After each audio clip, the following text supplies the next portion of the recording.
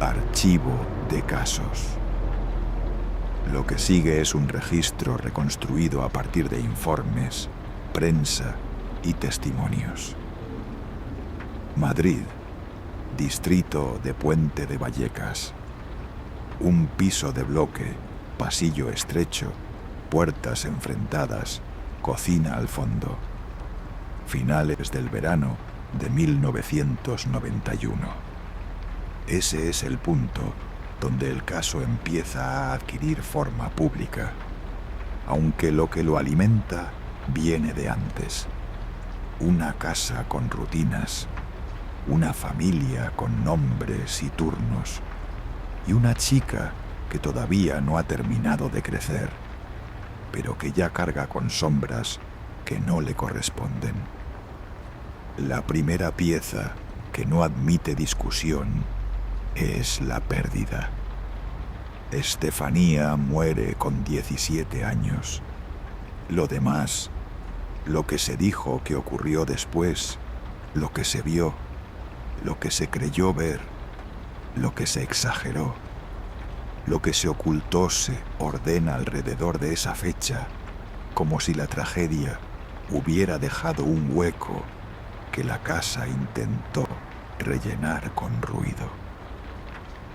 En las versiones que han circulado durante décadas, la secuencia previa se cuenta casi siempre igual, como si fuera una escena aprendida, un instituto, un pasillo escolar, un grupo de chicas que, por curiosidad o por necesidad, se sientan en torno a un tablero improvisado para preguntar a lo que no tiene boca.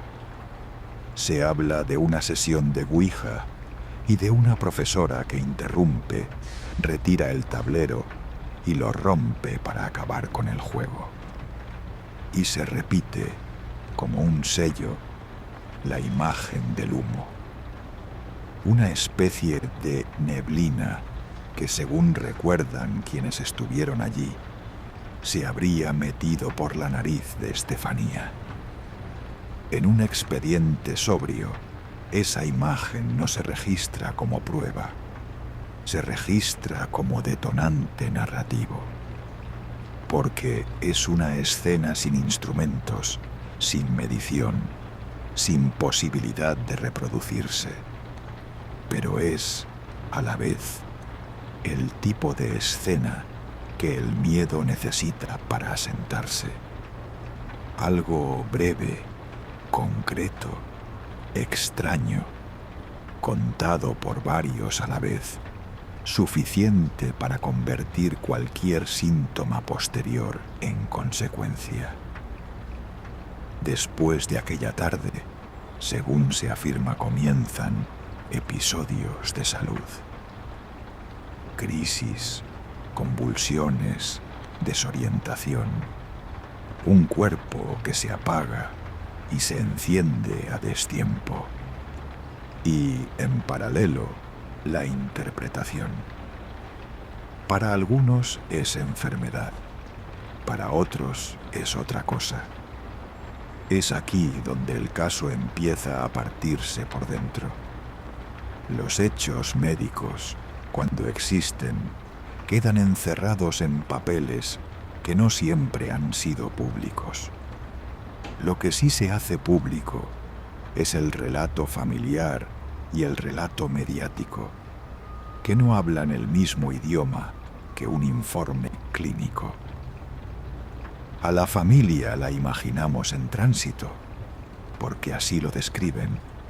Médicos, urgencias, salas de espera, pruebas, silencio de madrugada, el sonido de un televisor bajito para no despertar a los hermanos. Hay quien afirma que Estefanía hablaba de sombras, de voces, de presencias que se acercaban cuando el resto de la casa dormía. Hay quien, años más tarde, lo niega o lo reinterpreta. Que eran crisis, que eran efectos, que eran noches sin dormir en una casa ya tomada por la ansiedad. Y llega la fecha de su muerte, en agosto de 1991. A partir de ese punto, el relato cambia de naturaleza. Hasta entonces, el dolor era íntimo y el conflicto era médico. Después, el dolor sigue siendo íntimo, pero se abre una puerta a lo simbólico. Porque cuando muere alguien joven, la casa entera queda con la sensación de haber sido invadida por algo que no se puede combatir. Y ese algo, si no se nombra, se filtra. Los meses posteriores se describen como un deterioro de lo doméstico. No un derrumbe visible, sino un cambio sutil de atmósfera. Un pasillo que parece más largo. Un cuarto donde se apaga la luz antes de tiempo. Un silencio que en lugar de calmar, aprieta. La familia relata golpes en paredes, ruidos en estancias vacías, objetos que caen sin que nadie los toque. Y lo que empezó como pena se mezcla con vigilancia. Se escucha más de lo normal. Se mira más de lo normal. Se discute por cosas pequeñas, no porque sean pequeñas, sino porque ya no queda aire. En ese escenario, cualquier detalle se convierte en señal.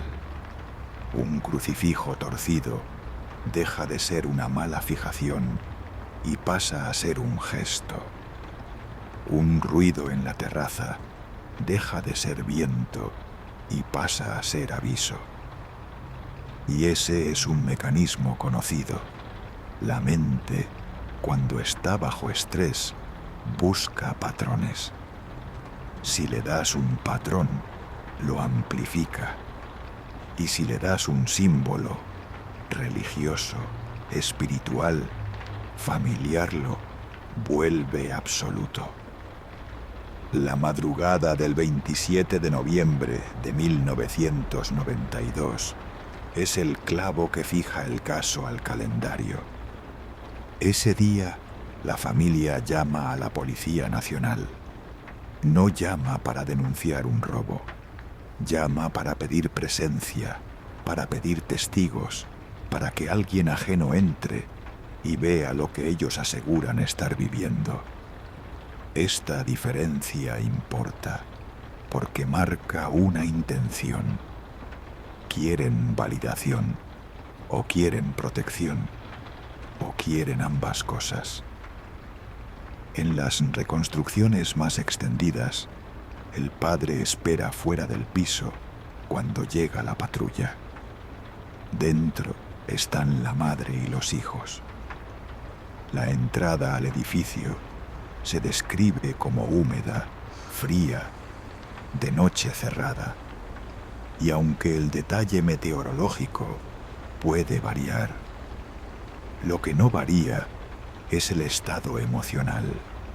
Hay nervios, hay prisa, hay urgencia sin una amenaza visible.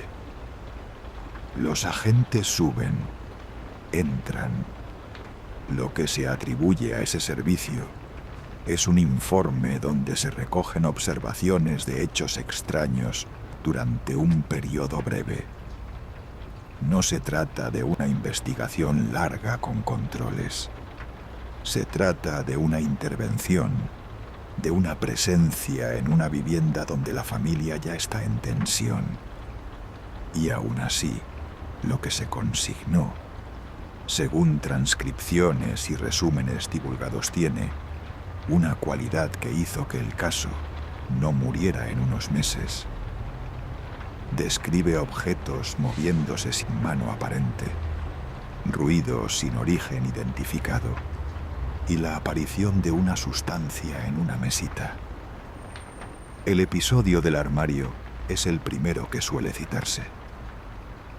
La puerta, según el relato, estaba cerrada. De pronto se abre de golpe. Quien ha leído ese tipo de descripciones sabe que el lenguaje es sencillo casi de rutina, y por eso suena convincente. No hay adornos, solo estaba así, pasó esto. Luego está la terraza, un estruendo, la sensación de que algo golpea ahí fuera.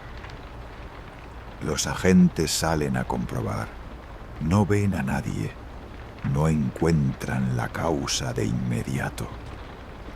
En una noche normal, esto se archivaría como ruido sin identificar. En una casa ya señalada, ese ruido adquiere peso de fenómeno.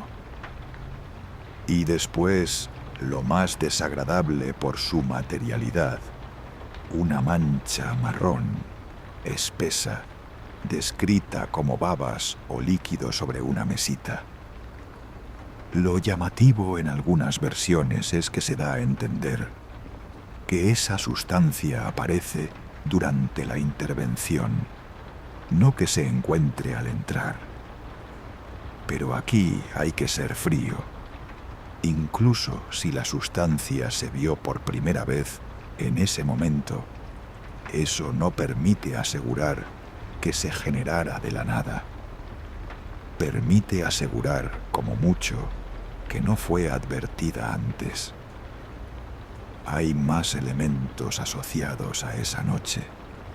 Un crucifijo con el Cristo separado de la cruz. Un póster con marcas, arañazos o cortes. Detalles que en conjunto componen una escena de alteración física, de agresión al símbolo y al objeto. Y para quien vive en esa casa, esa agresión no es un accidente, es un mensaje. La crónica pública de ese servicio hizo algo importante. Sacó el caso del ámbito familiar y lo colocó en el borde de lo institucional. A partir de ese momento, ya no era solo una familia, dice. Era una familia, dice, y hay agentes que escriben que vieron cosas raras. Ese salto, aunque pequeño, sostiene mucho. A partir de ahí, la cronología se vuelve menos limpia. Entra el tiempo, entra la repetición, entran terceros. Se habla de noches posteriores, de episodios que continúan, de intentos de bendición, de visitas, de gente que va y viene, de cámaras, de curiosos, de programas. Y cuando eso ocurre, el caso empieza a contaminarse de una forma que cuesta medir, porque el mero hecho de ser observado cambia la conducta de los observados. La familia se convierte en un lugar de paso, y un hogar, cuando deja de ser hogar, se transforma en escenario. No hace falta mala fe para que ocurra. Basta con que cada persona que entra espere ver algo. Esa expectativa, sumada al miedo, suma presión. Y la presión, en una casa donde ya hay duelo, es gasolina. En este punto entramos en testimonios y contradicciones que son el corazón oscuro del expediente. Hay familiares que durante años sostuvieron la versión de los fenómenos, ruidos, sombras, objetos movidos, presencias al final del pasillo. Y hay familiares que con el tiempo han negado el componente paranormal o lo han reinterpretado de forma radical. Se ha dicho que Estefanía padecía problemas neurológicos y que la lectura sobrenatural se construyó encima de síntomas reales, de una muerte real y de una necesidad de encontrar culpables donde la medicina no dio respuestas tranquilas. Esta contradicción no es un detalle secundario. Si la base médica se refuerza, todo lo demás se vuelve más frágil. porque el caso pasaría a ser un ejemplo de cómo el dolor y la sugestión pueden convertir una casa en un espejo deformante. Si, por el contrario, se descarta esa base, el caso queda flotando en un terreno donde la única columna es la suma de testimonios y el recuerdo de una intervención. También hay contradicción en la propia cronología pública, en fechas, en matices, en detalles que cambian con cada relato. Esto ocurre mucho en casos mediáticos, porque cada resumen copia al anterior, y con los años los errores se convierten en dato. Por eso, en este expediente, cada afirmación que no tenga anclaje fuerte se registra con cautela. Se afirma, se atribuye, se ha difundido. No es cobardía, es método. Otro punto delicado es el papel de la sugestión, no en el sentido de ridiculizar, sino de describir. Una familia en duelo puede interpretarlo todo bajo una misma luz. Y cuando esa luz es la amenaza, el cerebro se vuelve detector de amenaza. Escucha golpes donde hay dilataciones. Ve sombras donde hay cambios de iluminación. Siente presencia donde hay ansiedad. Ese mecanismo no elimina los fenómenos. Explica por qué, en algunas casas, todo se vuelve fenómeno. Y luego está la posibilidad, siempre incómoda, de manipulación humana. No necesariamente un fraude planificado para vender una historia, sino acciones pequeñas, gestos, movimientos, provocaciones, quizá incluso de algún miembro de la familia o de terceros, que alimenten el relato o expresen rabia. En una casa fracturada por el dolor, un gesto así puede ocurrir sin que nadie lo decida de forma consciente. A veces es una forma de exteriorizar algo que no cabe dentro. También existe la contradicción externa, la continuidad del caso en el lugar.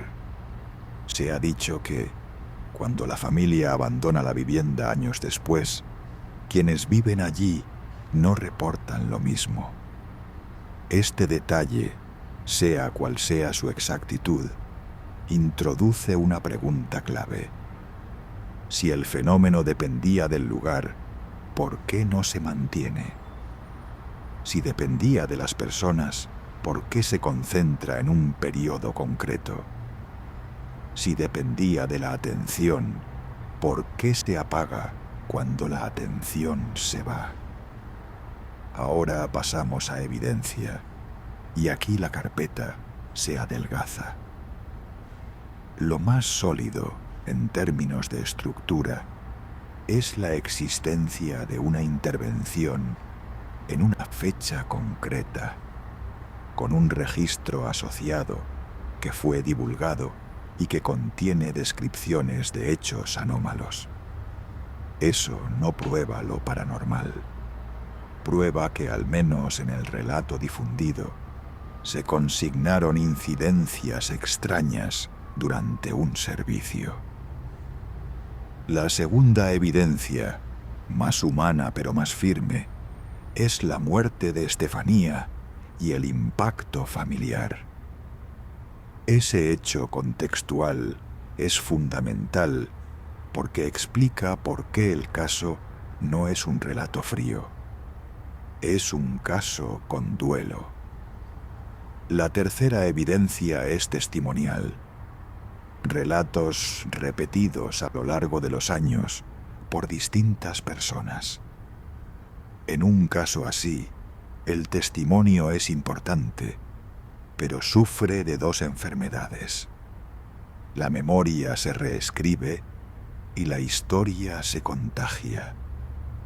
Cuanto más famoso el caso, más difícil separar lo vivido de lo escuchado. Hay fotografías verificadas, grabaciones originales con cadena de custodia, análisis de la sustancia descrita, informe técnico del estado de puertas, bisagras, cierres, vibraciones, corrientes. En el registro popular del caso, estas piezas aparecen como ausencias o como menciones indirectas, no como un paquete verificable y completo. Y en investigación de fenómenos, la ausencia de control es un agujero por donde se escapa cualquier conclusión. Aquí conviene detenerse en un matiz. Que falte evidencia técnica no significa que no ocurriera nada. Significa que no podemos determinar con rigor qué ocurrió. En un hogar, muchas cosas pasan sin quedar registradas, y casi todo puede interpretarse de más de una manera. Entramos, por método, en explicación racional frente a hipótesis extraordinaria. Primero, explicaciones plausibles. 1. Un proceso de enfermedad y duelo. Crisis, ansiedad, falta de sueño y una casa en estado de alarma constante. En ese estado, la percepción se distorsiona. Y cuando la percepción se distorsiona, lo cotidiano se vuelve amenaza. Si además hay creencias previas sobre lo espiritual, esa amenaza toma una forma concreta y se vuelve narrativa. Hay algo. 2. Factores físicos del lugar. Un armario que no cierra bien. Una puerta que se abre por un golpe de aire o por tensión en la estructura. Un ruido en terraza por materiales sueltos, persianas, tendederos, elementos que golpean con viento o por vibración. Un bloque de viviendas tiene sonidos propios, cañerías, ascensor, vecinos, contracciones térmicas. En una casa tranquila se ignoran. En una casa asustada se convierten en pasos. 3. Intervención sin control experimental.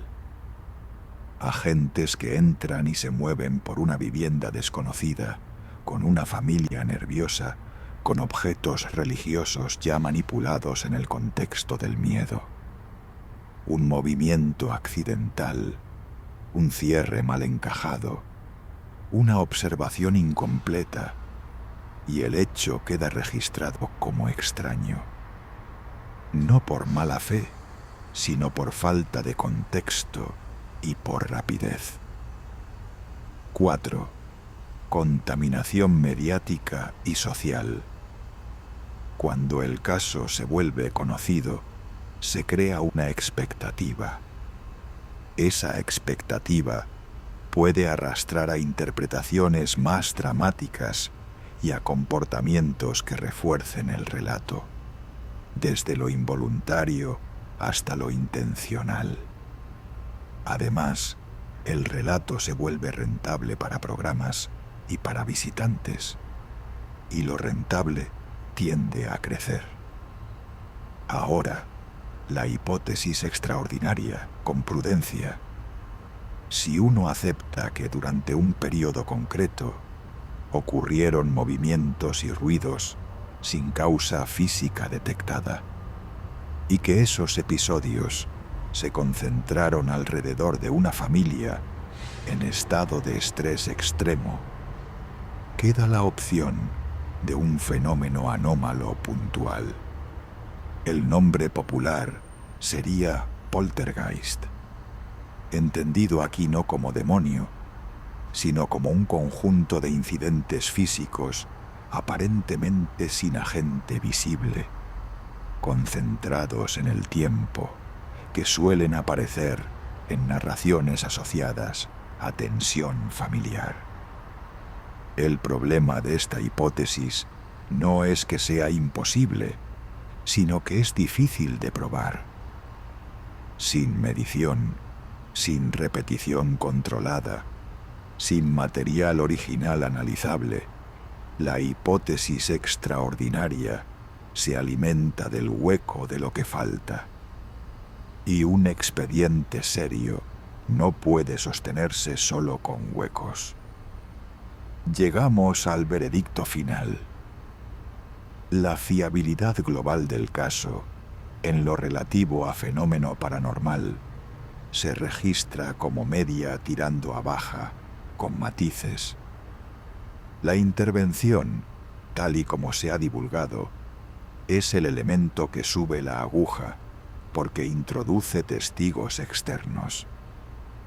Pero el caso está atravesado por contradicciones familiares importantes, por ausencia de evidencia técnica verificable y por un largo historial de exposición pública que contamina el relato. En lo humano, en cambio, la fiabilidad es alta.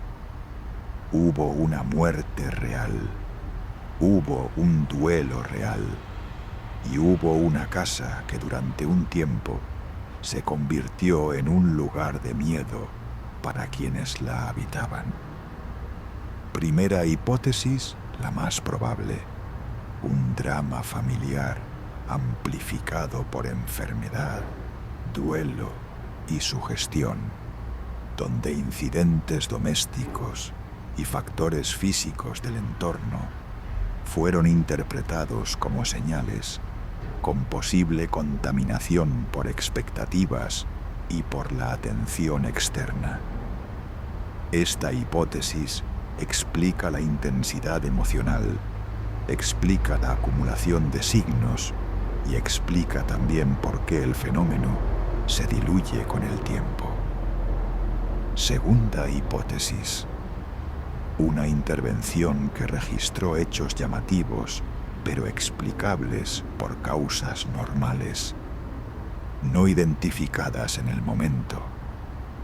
Cierres defectuosos, vibraciones, corrientes, percepción sesgada por el contexto y que después se convirtió en el ancla de una historia que creció más allá de lo ocurrido esa noche. Tercera hipótesis, la menos probable, pero la que mejor encaja con lo inquietante. Un fenómeno anómalo real, puntual, concentrado en un periodo específico de estrés extremo, que cesó sin dejar más rastro que observaciones y recuerdos. No se puede demostrar con lo disponible, pero es la explicación que cierra la parte física del relato cuando las otras hipótesis no satisfacen a quien estuvo allí. Cerramos carpeta. Fin de registro.